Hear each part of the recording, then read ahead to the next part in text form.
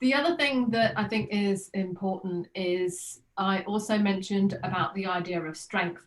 And one of the things that blew me away was when we talk about strength. When I learned about this, it's like muscle strength. You know, I can pick up that phone easily. Give me that 5 kilogram weight, and I'll find a way of doing it. And then it's like, well, I'll take your muscle strength and I will raise you with a little bit of fascia. And the tensile strength of fascia is like phenomenal. And I was like, what? So it would be great if you could speak a bit about that idea of strength, and also strength in relation to, particularly if you're an athlete or young person wanting to perform, a different way compared to the kind of old fitness model to think about strength and resilience. So the other thing, coming from a dance background for myself, it's like, well, once you kind of get to your mid-20s, into the 30s, it's like a dance career, it's only worth so long. Same in terms of high athletes. And it's like, well, if you look after that suit and you learn that what it needs to grow and repair and to kind of get those neural pathways, it's like strength is different. And then, like you say, there doesn't have to be it's only for the young people. And when you hit your 30s, that's it, say goodbye.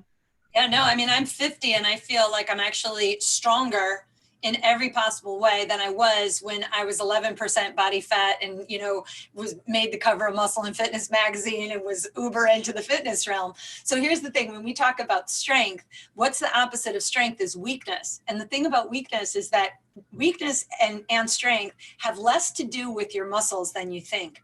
It actually has a lot to do with how your nervous system and what's called sensory motor control is operating, right? So your brain doesn't know about muscles. In fact, your brain just thinks you have one big muscle, and when you want to move, it just ignites a particular amount of motor neurons, and those motor neurons make the action happen, right? So the real important component that I think everyone needs to remember is, if what you want to do is move well, stability is required for mobility, right? You can't just load a body, right? If I had an unstable old person saying, hey, I want to feel more upright, I'm not going to put them on a Bosu ball and have them do bicep curls, because you take an unstable body on an unstable surface, that doesn't improve stability. It's a big lie, right? You actually teach people how to become a stronger, more dysfunctional body. So in the second book that I wrote, this one right here, was Melt Performance. And what we did was we took the pain conversation that I talked about in the Melt book, and we brought it into the concepts of repetition. And so repetition is the blessing and curse of athletic performance. And what oftentimes happens with fascia is, when fascia becomes cellularly dehydrated, if it becomes too stiff or it loses its stiff to elastic properties, it is the catalyst for neurological inhibition. And what I mean by that is that your brain tries to send a message to ignite certain motor neurons, and if the fascia is like a block inhibiting that reaction, you don't not move. You move, your body just starts to compensate, right, as you move, and you don't even know it's happening. And that's why so many athletes hit a plateau. They don't want to admit that they have hit a plateau, right? But they've kind of like, they're practicing and repeating the same drills, and they're not seeing improvement. So what do? They train harder. And that's the problem.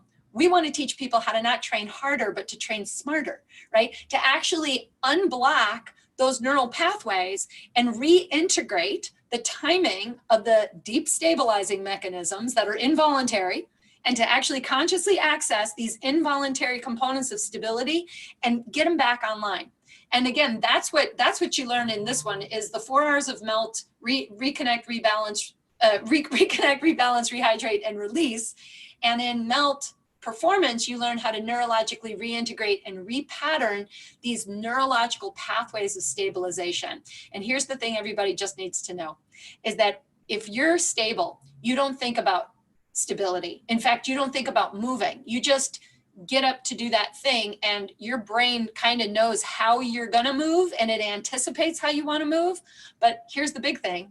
Fascia knows you even better than your nervous system does, and it anticipates your movement and pre-stresses the tissue so that certain muscles can contract. But again, if the fascia is in a a dysfunctional state, what we call stuck stress is blocking the pathways, you're moving, it's not stable.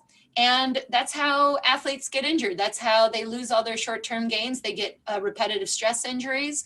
And it doesn't really matter what your sport is or what your repetition is in your daily life. Repetition is the blessing and curse of how we perceive, act, and learn and take information in and connect. So if you want to prolong your vibrancy, again, your joint mobility, how you feel, then once again, fascia is also helping your autopilot, your autonomic nervous system, function in a way that keeps the system stable, and so that you get more accurate performance. Your joint centralization is there, and you're going to feel better because your body's going to move with ease. And that's what we want. We want a body that moves with fluidity and cohesiveness. And if the theory of ideal alignment is that when all the joints align at their centers, you're going to have minimal compression at any one joint so that no one joint ever yields the demand of any movement. Well, what provides that synergy is your fascia. So if you want to maintain your dance career or your athletic performance in your 70s and 80s and 90s, then you don't need to train harder. You just need to hydrate your tissue and give your autopilot a little bit of support from day to day. Tune into the system, know when it needs your help, actually identify the common flaws of it before it causes you pain, and eliminate it, and you'll start feeling better. And I think that's the beauty of MELT, is that, in just 10 minutes a day, because the fascia is this 3-dimensional matrix, if you learn how to treat it in a very gentle, specific way, the whole system reacts and responds, and you just start feeling better. It's kind of a phenomenal thing, but it works.